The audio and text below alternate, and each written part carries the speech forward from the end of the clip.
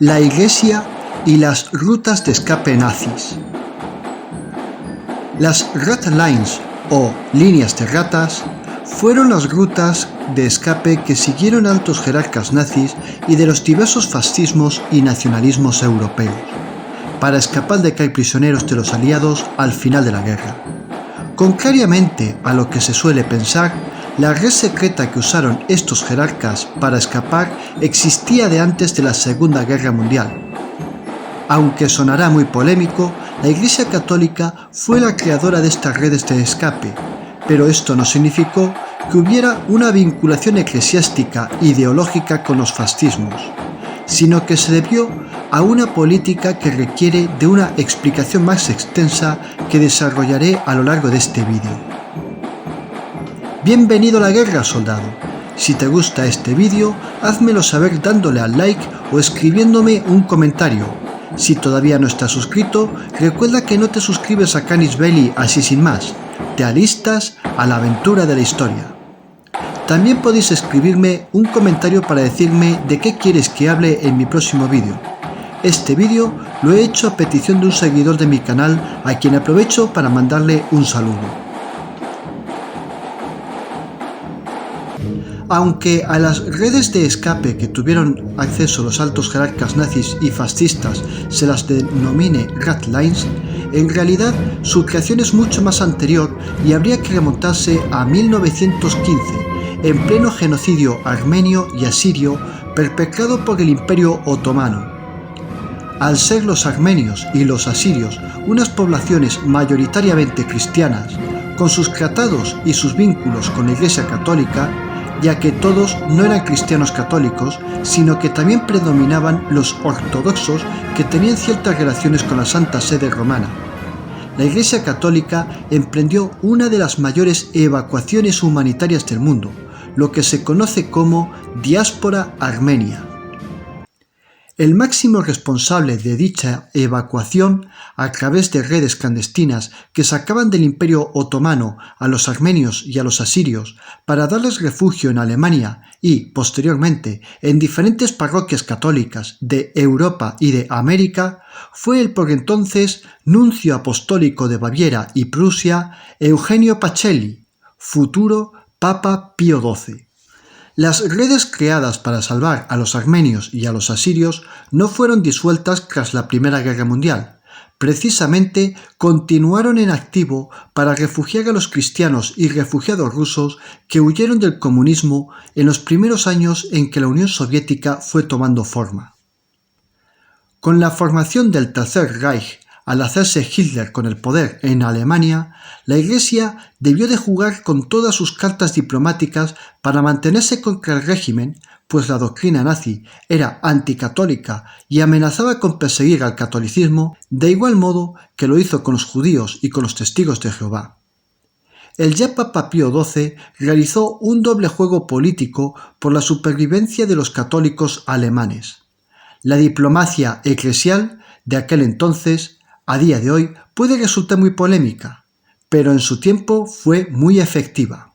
Mientras Pío XII firmaba un concordato con el Tercer Reich en 1933 y en público parecía que la Iglesia Católica no oponía resistencia al nazismo, subversivamente la Iglesia se mantuvo fiel a sus principios contra el régimen nazi y se movilizó durante el Holocausto para salvar a judíos, gitanos, personas contrarias al nazismo y demás grupos perseguidos por los nazis, activando de nuevo las redes secretas que se usaron para salvar a los armenios en el pasado.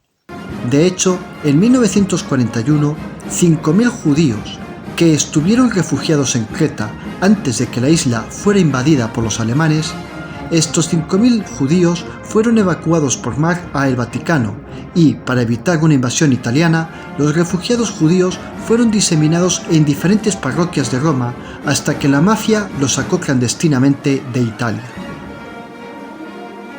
Cuando los nazis dieron comienzo sus políticas de exterminio, la Santa Sede fue conocedora de lo que estaba sucediendo y sospechó acertadamente que el Holocausto iba a realizarse por fases.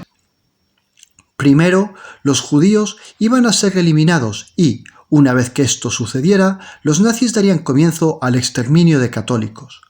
Por esta razón, Pío XII no se pronunció públicamente para condenar el Holocausto y le confió en secreto a su secretario, el cardenal Luigi Maglione, la tarea de conversar con el gobierno argentino para que aceptara dar refugio a una hipotética diáspora de católicos europeos. Las conversaciones se demoraron hasta 1942, cuando Ramón Castillo asumió la presidencia argentina y pactó en secreto el acogimiento de católicos huidos de Europa. Mientras se estaban produciendo estas conversaciones, Maglione contactó también con los gobiernos español y portugués, que en aquel entonces sus mandatarios eran católicos, y en 1941 pactaron en secreto ayudar a la Iglesia en su labor de salvar a los católicos. Pero el dictador español, Francisco Franco, tenía una deuda militar con el Tercer Reich, porque el régimen nazi apoyó militarmente la causa franquista durante la Guerra Civil Española, enviando a la Legión Cóndor. Además del profundo sentimiento anticomunista del pueblo español, razones por las que Franco tuvo que unirse al pacto anticomintern y se unió al resto de países en su lucha contra el comunismo, enviando a la División Azul a la Unión Soviética. Aunque la Santa Sede pareció mirar de lado el Holocausto y no actuar, en realidad se dieron casos de obispos y sacerdotes involucrados en el rescate de judíos, gitanos y demás colectivos perseguidos por los nazis. Sin embargo, también dentro de la Iglesia Católica hubo seglares y miembros del clero que simpatizaron con la ideología nazi. Estos últimos serían los que en 1944 darían comienzo al uso de las redes clandestinas de la Iglesia para facilitar la huida de los nazis. En España se dio el caso paradójico de ser la principal escala en que la Iglesia daba refugio a los judíos que huían al continente americano, como también lo fue para los nazis, fascistas y nacionalistas que huyeron de los aliados.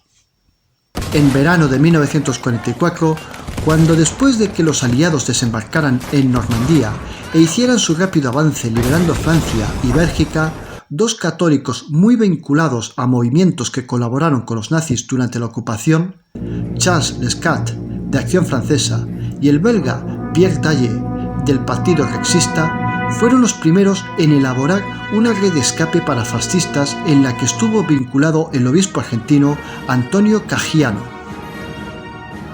Desde entonces, España se convirtió en el principal refugio de los nazis y los fascistas antes de dar su salto a Sudamérica, mientras que Portugal no estuvo incluida en estas redes. El dictador António de Oliveira Salazar se mantuvo neutral durante toda la guerra, hasta que en 1943 permitió a la Fuerza Aérea estadounidense construir una base militar en las Azores. Portugal se convirtió en un país posicionado con los aliados y, por lo tanto, a causa de su política exterior, no era un lugar en el que pudieran refugiarse los nazis.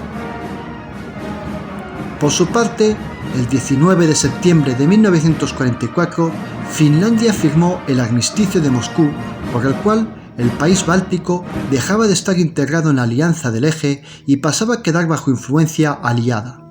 De esta forma estalló la Guerra de Laponia, en la que el Tercer Reich combatió contra Finlandia, que recibió apoyo de la Unión Soviética. Durante la Segunda Guerra Mundial, los servicios de inteligencia alemanes tuvieron mucha actividad en Finlandia. Alaric Broz, el jefe del SD en Finlandia, el SD era el servicio de inteligencia de las SS, inició rápidamente la creación de una red de escape hacia Alemania y Suecia. Para hacer esta red, Broz utilizó todos los medios disponibles del SD, apoyado por dirigentes de los movimientos patrióticos finlandeses con los que tenía amistad. Broz creó una amplia red de casas de seguridad en donde poder esconder a los nazis. Dicha red se hizo bajo el amparo de una empresa falsa llamada Gran Cooperativa Pesquera. A través de esa tapadera, los nazis se camuflaron como pescadores y pudieron huir en barcos formando grupos de 50 y 70. Los destinos más usados estuvieron en Suecia, aprovechando que dicho país se mantuvo neutral durante todo el conflicto. La red de Broz consiguió tener un enclave en Hunsan. Aprovechando la tapadera de ser una empresa pesquera, los barcos lograban descargar a los fugitivos en la ciudad y, posteriormente, pasaban al cuidado de otras organizaciones secretas. No solo fueron jerarcas nazis y nacionalistas finlandeses los que usaron la red de Bros, sino que también lo hicieron soldados y prisioneros alemanes que lograron escapar de los campos de concentración, además de refugiados de las repúblicas bálticas y de soviéticos contrarios al régimen comunista. Posteriormente, durante la posguerra, Finlandia sería uno de los destinos que utilizaron los nazis como ruta de escape, llegando a utilizarse traslados en submarinos. El Vaticano también se convirtió en un refugio de jerarcas nazis y fascistas con el desconocimiento de Pío XII. En 1944, el obispo austríaco Alois Judal fue elegido por la Secretaría del Estado del Vaticano como representante de la Iglesia Católica para organizar las visitas del clero a los campos de prisioneros alemanes y darles a los reos servicios religiosos.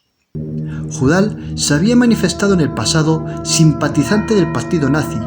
En la década de 1930 había escrito una serie de libros antisemitas relacionando a los judíos con una conspiración mundial marxista que desagradó por completo a Pío XII.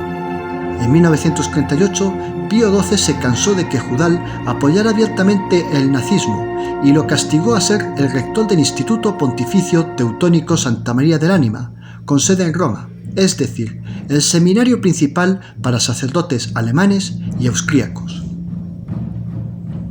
En 1944, Judal seguía castigado en el seminario teutónico en Roma, pero al ser precisamente el obispo alemán más cercano al Vaticano, fue elegido para organizar el servicio religioso a los prisioneros alemanes capturados por los aliados.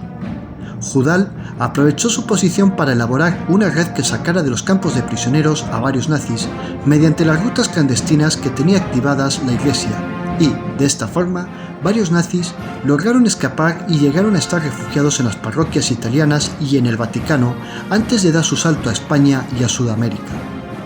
Judal usó los medios de la Iglesia mediante la Comisión Pontificia de Asistencia al Refugiado, creada por Pío XII el 19 de abril de 1944, con la que la Iglesia atendía a los refugiados. A través de esta organización eclesial, Judal utilizó todos los medios posibles para crear documentación falsa y dar dinero a los nazis para que pudieran huir. De esta forma, altos jerarcas nazis y criminales de guerra como Adolf Eichmann, Franz Stangl o Alois Brunner lograron burlar a los aliados bajo el amparo eclesial con gran desconocimiento del Papa. La red de Judal consiguió salvar a muchos nazis y fascistas de Centroeuropa y de los Balcanes, y tuvo el apoyo de una red pequeña, pero muy sofisticada, elaborada por un grupo de monjes franciscanos croatas, dirigidos por el sacerdote Krunoslav Draganović. En los Balcanes, algunos miembros del clero católico se involucraron con los ustachas y fueron cómplices de las matanzas llevadas a cabo por motivos étnicos, justificándolos con motivos religiosos. Draganović no solo fue una referencia para la ideología ustacha con los escritos que publicó a lo largo de la década de 1930, exacerbando el patriotismo religioso croata por encima de los demás pueblos balcánicos, sino que se convirtió en la referencia religiosa del movimiento ustacha, encargándose él mismo de justificar la matanza de bosnios musulmanes. Draganović llegó a ostentar el grado de teniente coronel de los ustacha y fue el vicejefe de la Oficina de Colonización, además de ser el responsable de una serie de saqueos a las poblaciones bosnias y serbias en los departamentos de Bosnia y Herzegovina.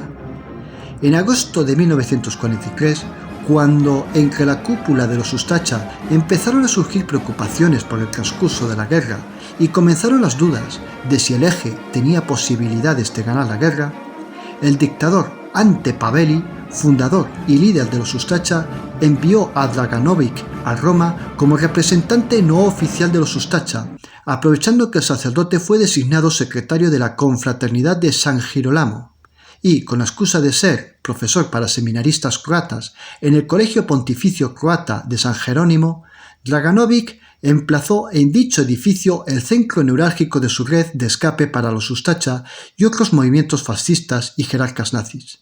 En un momento dado, Draganović y Judal tuvieron contacto y ambas redes colaboraron entre sí.